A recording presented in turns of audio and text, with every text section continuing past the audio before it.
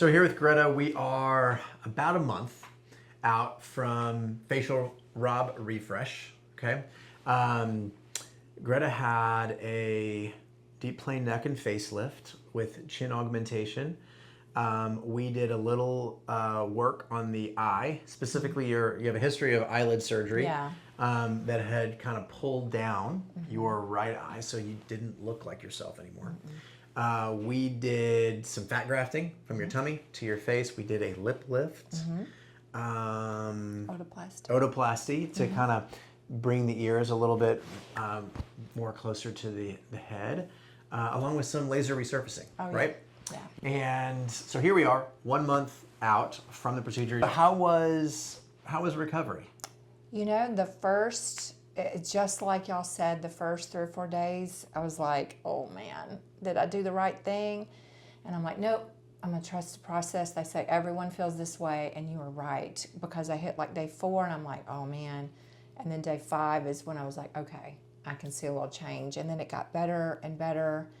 And then I feel like it accelerated, you know, like it was like this downward and then and then it just was like a plane taking off as far as getting better over time. And I'm super happy, because I think I went out 12 days after I was out at the grocery store, and then by that time I was also meeting friends. I love it. Little hat on. 12 days out from all the things. All the things. Yep. All the things. We did all the things at once. There was a lot of things to do too. Full day of surgery. Are you looking back? Was that the best option for you? 1,000%. I think I said, you know, I'm like a buffalo. You head into the storm, you get it over with really quick, and you're out the other end, rather than pacing it out. So for me, I would rather just knock it out. And now I'm like a month later, and I never have to do this again. Yep. You know, I get to enjoy this and not have to wait and then go through another process. So yep, I like that. So we get a lot of questions about kind of the Robb Refresh that we do, which is a customized procedure, so it's different from every patient. What do you remember and what initially brought you into us? And then as we kind of mentioned, we kind of put your plan together, and I want to get to what your favorite thing is in a second. But what do you remember about that process, about like hearing these different things and going, oh, okay. Yeah. So I interviewed several doctors, and I interviewed several friends who had had things done, and patients of yours, patients of other people. And the thing that struck me the most when I came in, you were immediately like, and I'm very particular, you were immediately taking measurements and going, well, this is like 2 millimeters different than here. And it wasn't just looking and giving I think we could do this and that. It was like you were already coming up with a plan. And I remember that, and it struck me, the time and detail, and I wasn't even your patient yet. And I thought, if he's going to do that in a consultation, how much more is he going to do when it comes time? And I remember one thing you told me, it kind of makes me want to cry, because I was most scared about my eyes, because I had already had issues with my eyes. But you said you spent like 2 hours figuring out how to make me look like myself again. And that was so like meaningful to me, that you would, because I know it wasn't easy. I know it wasn't, oh, we're just gonna and be done. I know it was something different. And I told them, I don't think I told you, I met my girlfriend afterwards. She had left before the surgery, and then she came back 3 weeks later from a trip, and I met her with my sunglasses on, and she goes, oh, you look great. And I took my glasses off, and she goes, oh my God, like you look like you again. And like that meant so much. And inside I'm like, Dr. Bob. That's great.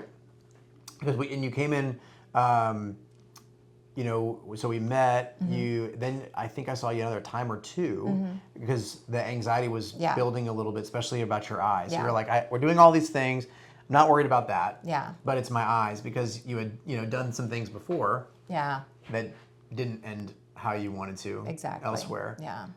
So we met, and so your eye is back to me. Like I had gone back, and I kept saying, I look in the mirror and I don't look like me anymore. And now I feel like I look like me. And I had gone home, and My mom goes, 89 years old, she goes, those are your eyes you had when you were younger, you know, when you were little. And I'm like, oh, thank goodness.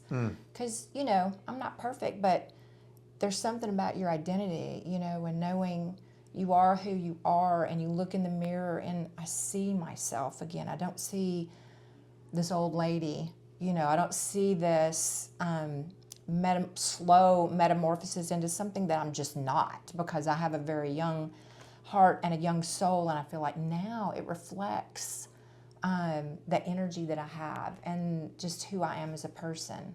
And it just compounds my energy level all the more, if that makes sense. I love it. You do have that pep in your step. So for the surgeons out there or medical people, Greta had a previous lower eyelid surgery done, and that resulted in some ectropion and some kind of lateral rounding and some excess scleral show.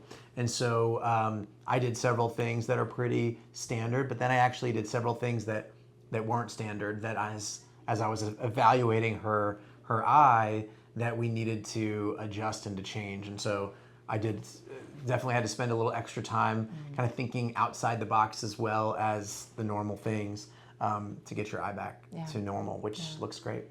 The most favorite thing that we did? I would have to say my lips. And I worried about that because I'd heard, oh, it never heals right. Oh, it won't look good, you know. And that's the first thing that the nurses talked about when I woke up. Oh, your lip looked great. First thing when I met my girlfriends, they're like, oh my gosh, look at your lips, you know. And this was even during when I was rough looking. They're like, but your lips look great. And so I think there is, and I've noticed it on people. Like I notice when you have what I call the lip curtain, when it's really long. And my fear was, because it was very long, that I would do and get this beautiful jawline, and then it would be ruined with this thing. And I feel like just all the parts work together really well. And one would not have been as good without the other. Yep. So Greta's talking about her lip lift, and so there's an incision right under the nose. There's also a tiny little incision on the upper kind of corners, which are still a little bit red. Here a month out, that will continue to get better.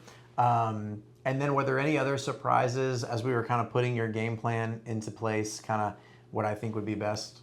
Yeah, you and I went kind of like around with the whole chin augmentation. And I was like, I don't know. And I had people going, don't do it. And I was like, but he's the expert. And if I'm going to invest all of this, I'm going to put my entire trust in his hands. I'm just swan diving off the edge and letting you do it all. And you were right, you know? And I do really like it. I thought I might not, but I think I had kind of you called it a cute chin. And when I started really looking, it just wasn't as smooth, and it was a little dimply, and it was a little weak. And now I feel like it is more proportionate. And it frames my beautiful lips now. Indeed, it does all work together.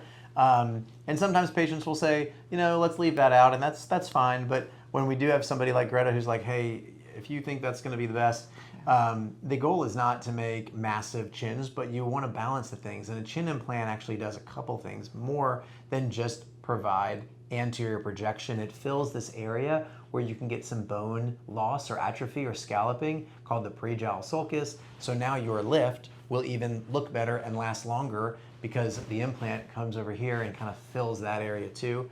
And so there's just so many little pieces. There's many more details sometimes than we can even share, but you look great. So if you could look toward me, and I'm gonna tuck this hair. Yep, just let's tuck that back. So here we are at 1 month, and so you know our incision is largely hidden.